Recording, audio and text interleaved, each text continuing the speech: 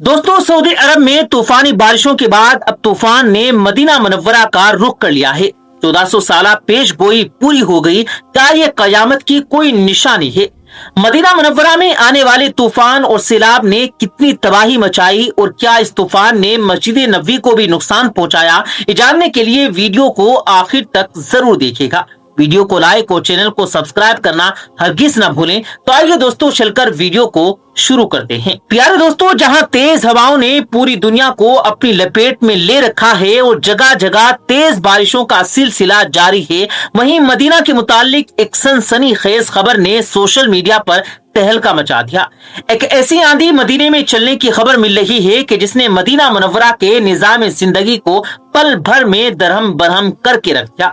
यहाँ तक कि लोग डर से कलमा तैयबा पढ़ने पर मजबूर हो गए। मौसमियात के सऊदी माहिर अब्दुल अजीज अल हुसैनी का कहना है कि तूफान का रुख अल जोफ और शुमाली इलाके से तबूक और हाइल के मशरिकी और जुनूबी इलाके, मदीना मुनव्वरा और मक्का मुकर्रमा के मशरिकी इलाकों कासिम और रियाद को एक के बाद दूसरे को अपनी लपेट में लेता चला गया। माहिरीन ने सऊदी शहरियों और वहां रहने वाले गैर मुल्कियों को हिदायत की कि वो आबादी से बाहर और कच्चे रास्तों पर सफर न करें। रास्तों पर इंतहाई जरूरत की सूरत में ही निकलें और तूफान रुक जाने तक इंतजार करें। माहिरीन मौसमियात ने तवक्को जाहिर की कि सऊदी अरब के शुमाल, वस्ती और मशरिकी इलाकों में दिन के वक्त मौसम ठीक हो जाएगा, जबकि हफ्ते और इतवार की आधी रात सर्दी बढ़ जाएगी। खबरों के मुताबिक शुमाली हदूद अल-जोफ, रियाज, अशरकिया, हाई, नीज, मक्का मुकर्रमा और मदीना मुनव्वरा के शुमाली इलाकों में हवाओं की रफ्तार 55 किलोमीटर प्रति घंटे से ज्यादा है। गर्दो गुबार का तूफान लाल आंधी की शक्ल में इख्तियार किए हुए है। ये सूरत हाल सांस के मरीजों के लिए खतरनाक है। सबक नामी वेबसाइट के मुताबिक ट्रैफिक पुलिस एहलकार मुसाफिरों को गाइड करने के लिए रास्तों पर गश्त कर रहे हैं। अखबार 24 के मुताबिक महकमा शहरी दिफा की तरफ से रियाद के हर कमिश्नरी और शहरों में आए तूफान से बचने के लिए मकामी शहरियों और वहां रहने वाले गैर मुल्कियों को एहतियाती तदाबीर की ताकीद की गई। ऐसी सूरत हाल के पेश नजर जो जायरीन मदीना मुनव्वरा में मौजूद थे, उन्होंने मक्का मुकर्रमा की तरफ सफर न करने का फैसला किया। प्यारे दोस्तों, बताया जाता है कि गुज़िश्ता रोज मदीना मुनव्वरा में मस्जिद नबवी के अंदर नमाज असर के फौरन बाद आसमान की रंगत बदल लगी। आसमान पहले तो नारंगी रंग का हुआ, हवाओं की तेजी में तेजी आने लगी, एक मिट्टी का गुबार सा उठने लगा। लोगों ने समझा कि ये आंधी भी इसी आम सी नोयत की आंधी होगी जिसका वक्त बस चंद मिनट पर मुहित होता है। लेकिन जैसे जैसे हवाएं गर्दा उड़ाती हुई तेज होने लगी, तो वैसे वैसे तूफान की रंगत नारंगी से लाल की तरह होने लगी थी। इसके बाद आंधी का एक ऐसा तूफान उठा कि लोगों में भगदड़ मच गई। वो महसूस होता था जैसे वो हवाएं इंसानों को भी अपने साथ उड़ा ले जाएंगी। लोगों की चीखों पुकार शुरू हो चुकी थी। उसके बाद तेज तूफानी बारिश का सिलसिला शुरू हो गया। लोग इस अचानक आने वाले तूफान से परेशान हो गए। बहुत से लोग खुदा के डर की वजह से सजदाए रेज हो गए, अल्लाह से रहमो करम की दुआ मांगने लगे। बहुत से लोगों का कहना था कि ये निशानियां अल्लाह की नाराजगी की निशानियां हैं, क्योंकि इंसानों के गुनाह इस कदर बढ़ चुके हैं कि जिसकी कोई इंतहा नहीं। इसलिए ऐसी मुसीबतें पूरी दुनिया में आने शुरू हो चुकी हैं। इन सब निशानियों के बारे में हुजूर अकरम सल्लल्लाहु अलैहि वसल्लम ने आज से 1400 साल पहले ही फरमा दिया था कि जब लोग मुआशरे में मुनकिरात यानी नाफरमानी की आमाल को देखें और इस्लाह की कोशिश न करें, और जब किसी जालिम को जुल्म करता देखें और उसका हाथ पकड़कर उसे जुल्म से ना रोके, तो करीब है कि सब पर खुदा का अजाब आ जाएगा। प्यारे दोस्तों, इब्ने माजा शरीफ में हजरत अबू मालिक अशरी से रिवायत है कि जनाब नबी करीम सल्लल्लाहु अलैहि वसल्लम ने फरमाया कि मेरी उम्मत में बाज लोग शराब पी रहे होंगे और उसका नाम उन्होंने कुछ और रखा होगा।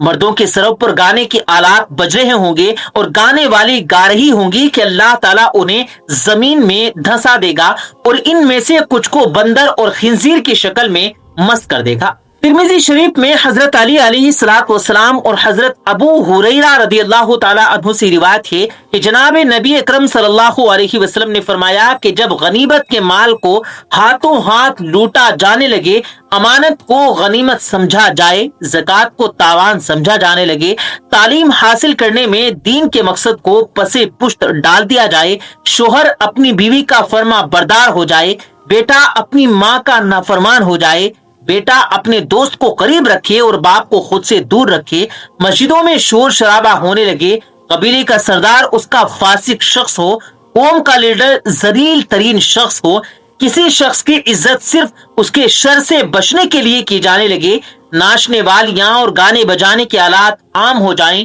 شرابیں پی جانے لگیں اور امت کے بعد والے لوگ پہلے والے لوگوں پر لان تان کرنے لگیں، تو پھر خدا کے عذاب کا انتظار کرو، جو سرخ آندھیوں، زلزلوں، زمین میں دھسائے جانے، شکلوں کے مسخ ہونے، پتھر برسنے اور ایسی دوسری نشانیوں کی صورت میں اس طرح لگاتار ظاہر ہوگا جیسے کسی ہار کی ڈوری ٹوٹ جائے اور موتی لگاتار گرنے لگے۔ اسی طرح آقائے نامدار حضرت محمد صلی اللہ علیہ وسلم نے ہمیں بتایا کہ یہ قدرتی آفاتیں پہلی امتوں کی طرح اس امت پر بھی آئیں گی اور اللہ تعالیٰ کی ناراضگی کا اظہار ہوگی۔ اسی لیے سیلاب، آندھی اور طوفان کے ظاہری اسباب پر ضرور نظر کی جائے اور ان کے حوالے سے بچاؤ اور تحفظ کی ضرور کوشش کی جائے، لیکن اس کے ساتھ ساتھ یہ بھی ضروری ہے کہ اس کے باطنی اسباب اور روحانی عوامل کی طرف بھی توجہ دی جائے اور ان کو دور کرنے کی محنت کی جائے۔ پیارے دوستو، جب یہ بات کہی جاتی ہے تو اس پر ایک سوال اٹھایا جاتا ہے کہ سزا اور تنبیہ تو مجرموں کو ہوتی ہے،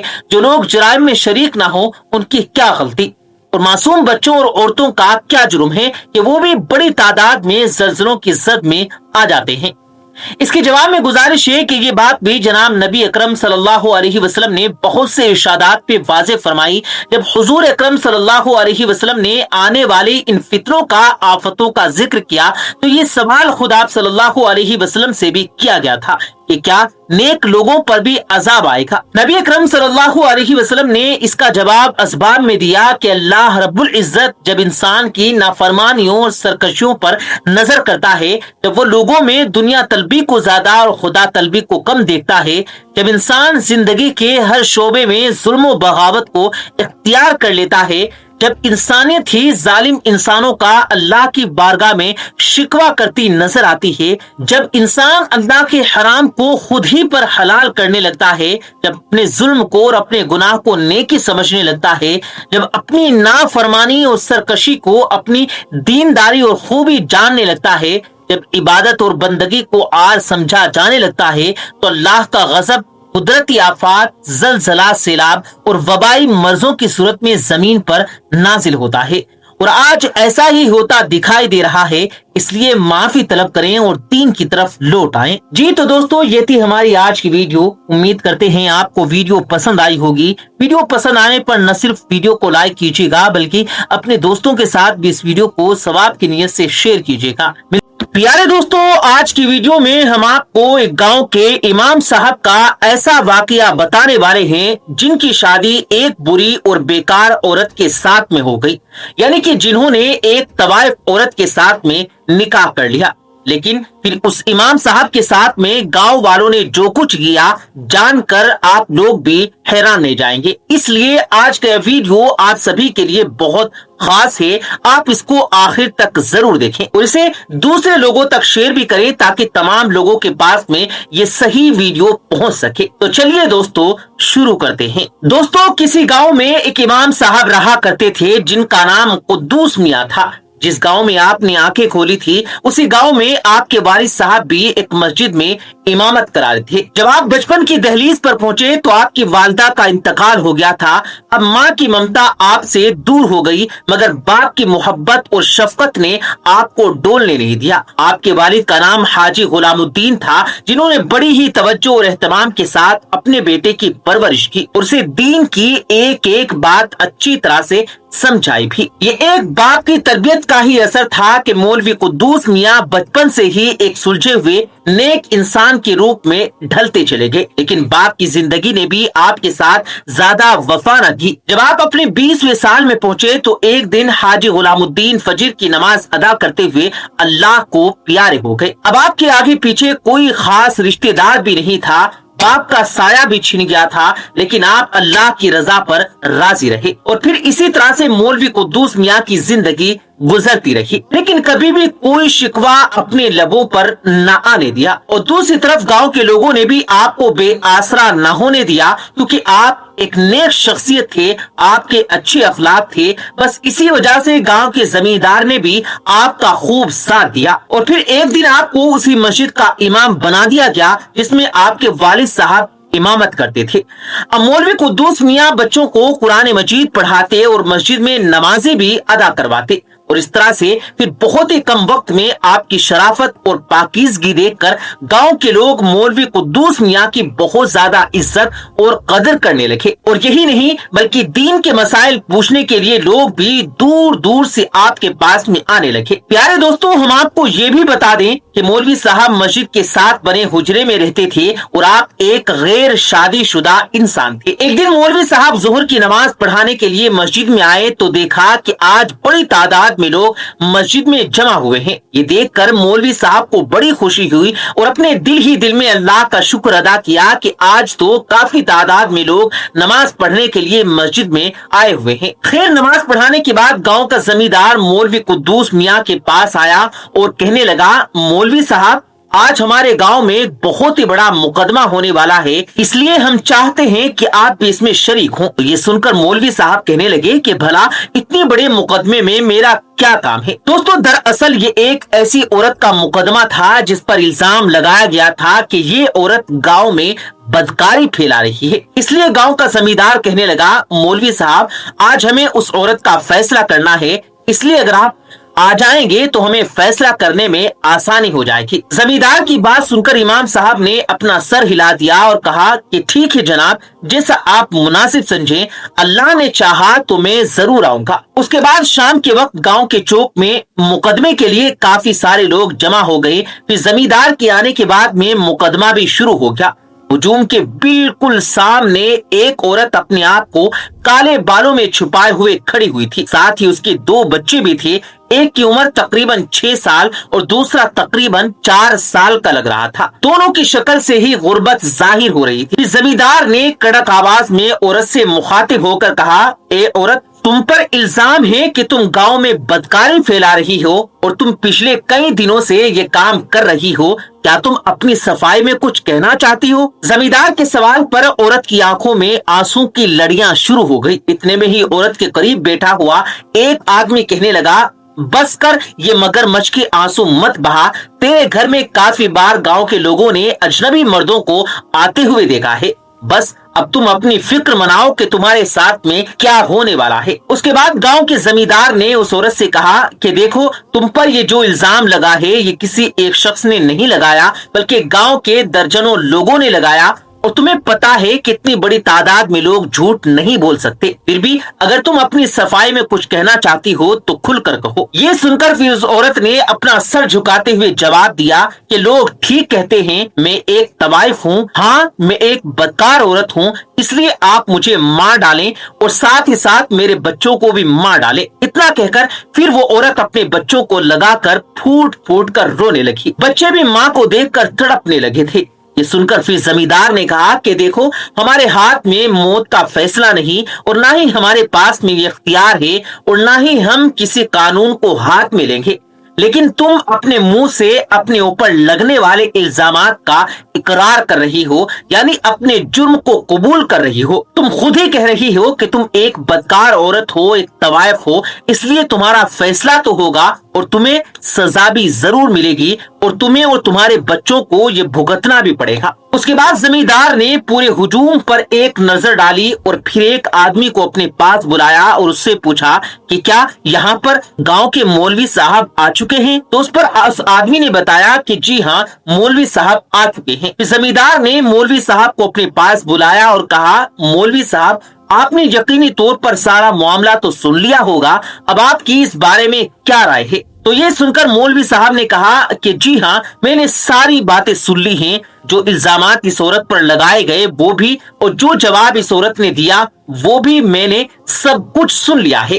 फिर जमींदार ने पूछा, तो मौलवी साहब अब आपकी क्या राय है? तो इस पर मौलवी साहब ने कहा, اب اس عورت کے ساتھ میں وہی سلوک کیا جائے جو انصاف کا تقاضا ہے، ورنہ آپ کو پتا ہے کہ کل قیامت کے دن انصاف نہ کرنے والوں کے لیے دردناک عذاب ہے۔ اس کے ساتھ ہی مولوی صاحب نے زمیندار سے یہ بھی کہا کہ کیا سزا دینے سے پہلے آپ نے اس عورت سے پوچھا ہے کہ اس نے یہ دھندا کیوں اختیار کیا، یعنی کہ اس نے اس کام کو کیوں پکڑا ہے؟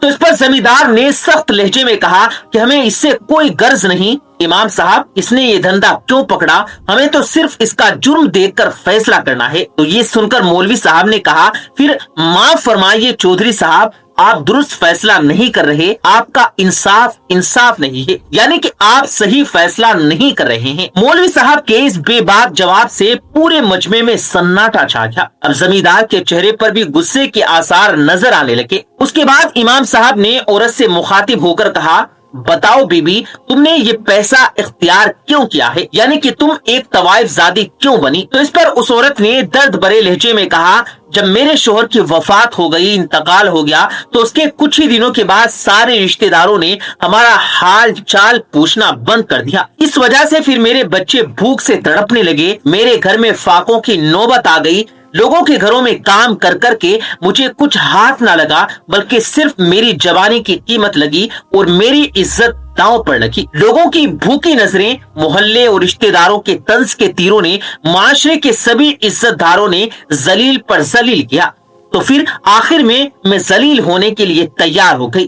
میں نے یہ سب کچھ اپنے بچوں کی بھوک کے خاطر کیا، اور مجھ پر الزام لگانے والی یہ وہی عزت دار لوگ ہیں جو رات کے اندھیرے میں میری شرم کو تار تار کرتے ہیں۔ اس عورت کا اتنا کہنا تھا کہ پورے مجمع میں سناٹا چھا گیا، ہر کوئی حیران اور پریشان رہ گیا، کافی سارے لوگوں کے سر شرم سے جھک گئے۔ یہ سن کر پھر امام صاحب کہنے لگے، سن لیا نا ایک عورت کا اقرار جرم، اگر یہ ایک جرم ہے تو اس سے پہلے آپ سب گاؤں والے بھی مجرم ہیں جنہوں نے اس عورت کو یہ پیسہ اختیار کرنے پر مجبور کیا ہے۔ مفلس اور غربت سے تو ہمارے پیارے نبی جناب رسول کریم صلی اللہ علیہ وسلم نے بھی پناہ مانگی، تنگ دستی غربت سے تو اللہ معاف فرمائے، کیونکہ یہ انسان کو کفر تک لے جا سکتا۔ اس کے بعد امام صاحب نے کہا، چودھری صاحب، ہمارا یہ پورا گاؤں اس جرم میں برابر کا شریک ہے۔ وہ مرد جو اس عورت کو مجبور کرتے رہے اور اس نے آخر کار اپنے بچوں کی بھوک کے لیے اپنی عزت داؤں پر لگا دی۔ اب اگر آپ کو اس عورت کو سزا دینی ہے تو سب سے پہلے آپ سب کو اپنے آپ کو سزا دینی ہوگی۔ مولوی صاحب کی بات سن کر زمیندار نے کہا کہ آپ سچ کہتے ہیں امام صاحب، میں واقعی میں انصاف نہیں کر پایا۔ آج میں مان گیا ہوں کہ واقعی میں اس انصاف کی کرسی کے لائق میں نہیں ہوں، مگر ذاتی طور پر آج ایک حق بات ضرور کرنا چاہتا ہوں۔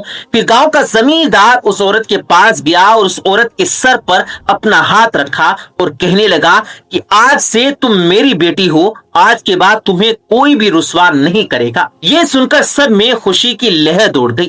زمیندار کی بات سن کر وہ عورت کہنے لگی، چودھری صاحب، میں اب کسی کی بیٹی بننے کے لائق نہیں ہوں، میں داغدار ہو چکی ہوں۔ کیوں آپ اپنی عزت کو رسوا کرنا چاہتے ہو؟ اگر خودکشی حرام نہ ہوتی تو میں کب کی کر چکی ہوتی۔ تو یہ سن کر مولوی صاحب نے کہا، مایوس نہ ہو، اللہ پاک جب اپنے کسی بندے پر کرم اور فضل والا معاملہ فرماتے ہیں تو بڑے سے بڑے گناہ بھی اللہ پاک معاف فرما دیتا ہے۔ اللہ پاک کی رحمت انمول ہے، اس لیے آپ بھی اللہ سے سچی توبہ کر لیں، انشاءاللہ اللہ تمہیں بھی ضرور معاف فرما دے گا۔ اور آج آپ کے والد صاحب یعنی کہ گاؤں کے زمیندار کی توجہ سے آپ کو اپنی نکاح کا پیغام دیتا ہوں۔ اگر آپ رضامند ہیں تو میں فوری طور پر آپ کو اپنی بیوی بنانے کے لیے تیار ہوں۔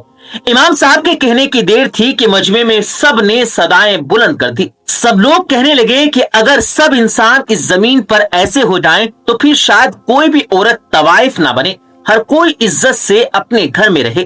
اس کے بعد زمیندار نے اس عورت کے قریب جا کر کہا، بس بیٹی، اب آپ اپنے گھر جاؤ، اب میں تمہاری کوئی بھی بات نہیں سنوں گا، بس اب کل تم اپنے گھر سے رخصت ہونے والی ہو۔ دوستو، اس کے بعد دوسرے ہی دن سادگی کے ساتھ مولوی قدوس میاں کے ساتھ ہی اس عورت کا نکاح ہو گیا۔ مولوی قدوس میاں نے اللہ کا شکر ادا کیا جس نے ایک بڑے امتحان میں اس امامت کو پاس کر لیا۔